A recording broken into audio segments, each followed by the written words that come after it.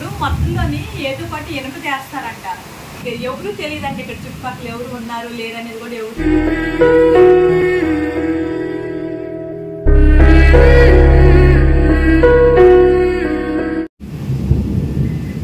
ఇల్లు వర్షం పడుతుందండి, సౌండ్లు కదా. అసలు నాకైతే అటు వెళ్ళడానికి భయం వేస్తుంది. అన్నమ్మ అయితే అటు ఇటు తిరుగుతుంది. చూడండి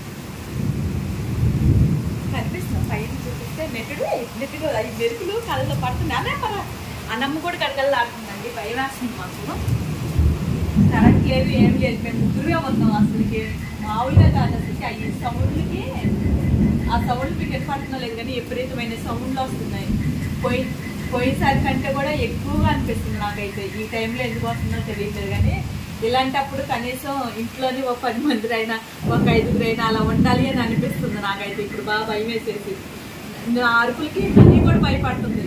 అది ఎక్కడ కూర్చోట్లా, మంచిగా తాగటానికి కూడా భయపడుతుంది. అటు వెళ్ళి మంచిగా తాగన్నా కూడా తాగట్లేదు. నేను ఎదుగుతుంది అటే తిరుగుతుంది. వాడినే ఫోన్ లైటేసుకుని వాడి మేము చెప్పుతాం. సన్నీని కూడా నిద్రపాటు కూడా, ఎందుకంటే సౌండ్కి బాగా భయం వేస్తుంది నాకు కదానమ్మా. అవునా? అవునంట. చెల్లి గారుస్తుంది పాపం ఆ సౌండ్లు. ప్రతి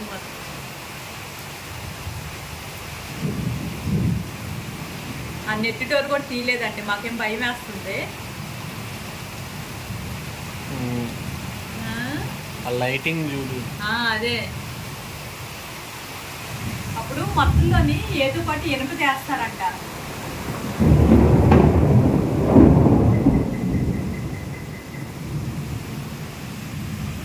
మొత్తంలోని ఏదన్నా ఇనుప ముక్కుంటే అది వేస్తే ఉరుములు ఏదన్నా పడినా కూడా మన ఇంటి ముందు పడవు అని అంటారు. చిన్నప్పుడు మా అమ్మమ్మ చెప్పేది, నాకు కూడా అలా తెలుసు నాకు. కానీ ఇప్పుడు మా ఇంట్లో ఏం లేదు వేయడానికి. చాకులు ఉన్నాయి, ఇంకంతే. కత్తిపేటలు అలాంటివి కూడా ఏం లేవు, ఓన్లీ చాకులు ఉన్నాయి. మరి అవి వేయచ్చలేదు కూడా నాకైతే తెలియట్లేదు. ఇంకేమనిపిస్తుంది ఇంకంతే కదా. కానీ ఎనుపు ముక్క వేయాలి అంటారు, అందుకని ఎలాంటప్పటికి ఎనుపు ముక్క కంపల్సరీ ఇంట్లో పెట్టుకోవాలి. ఈసారి నుంచి నేను అదే ప్లాన్ చేయాలి, ఎందుకంటే వర్షాకాలం వస్తుంది కదా. మరి అంటే అదే అంటారు పాపాలు ఎక్కువైపోతున్నాయి అని చెప్పేసి, రెండో రాకడ వస్తుంది అది ఇది అంటారు కదా, భూకంపం వస్తుంది. ఆ టైప్లో అనిపిస్తుంది నాకైతే ఆ సౌండ్లకి.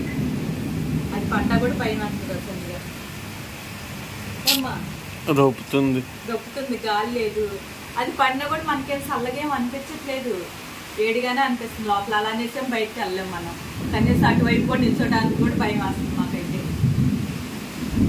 ఒక్కళ్ళన్నా కనీసం ఎవరు బయటికి ఎవరు తెలియదంటే ఇక్కడ చుట్టుపక్కల ఎవరు ఉన్నారు లేరనేది కూడా ఎవరికి ఏం తెలియదు. ఇల్లు వేడవేయడానికి ఉంది కదా, అందుకని ఎవరిళ్ళో వాళ్ళు ఉండుంటారు లోపలంతే.